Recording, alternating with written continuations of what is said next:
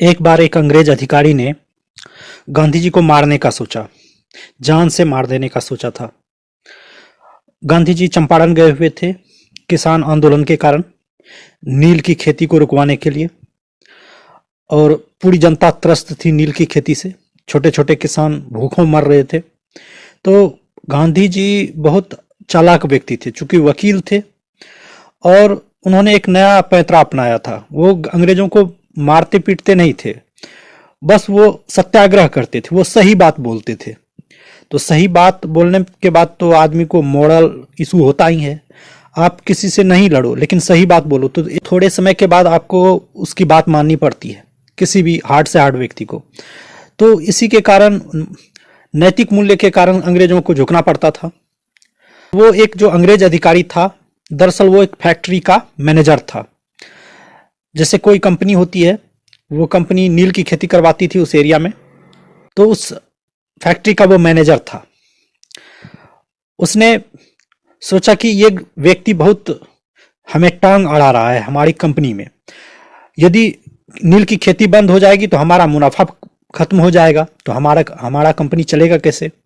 तो उसके मैनेजर ने, उसका नाम इरविन था, तो उसने एक साजिश रची। उसने गांधी जी को अपने यहाँ डिनर पे, भोजन पे बुलाया, और महात्मा गांधी गए, राजेंद्र प्रसाद गए साथ में। तो उसने अपने रसोइये से कहा कि जाओ दूध लेकर जाओ गांधी जी के पास, इस दूध में जहर मिला दो और गांधी जी को दे दो। गांधी जी मर जाएंगे, मेरा काम हो जाएगा। ये व्यक्ति ही है जो सबको संगठित करता है और बार बार परेशान करता है। तो बतख मियाँ पहले तो आनाकानी कर रहे थे, तो उसे लालच दिया गया और डराया भी गया। कहा कि तुम यदि गांधी जी को जहर दे दोगे तो तुम्हें माला माल कर दिया जाएगा, तुम गरीब से अमीर बना दिए जाओगे, और यदि गांधी जी को इस बारे में पता चला या तुम नाकामयाब रहे तो तुम्हें कड़ी से कड़ी सजा दी जाएगी, तुम्हारी सारी संपत्ति छीन ली जाएगी। तो लेकिन बेचारा उस जो वो रसोइया था, उसका नाम था बतख मियाँ, जो कि इतिहास में बहुत प्रसिद्ध हुआ बाद में चलकर। वो गांधी जी के पास जाता है और जाकर ग्लास देकर वो रोने लग जाता है, और वो राजेंद्र प्रसाद को कान में बता देता है, या गांधी जी को ही बता देता है कि इस दूध में जहर मिला है या ऐसी बात है।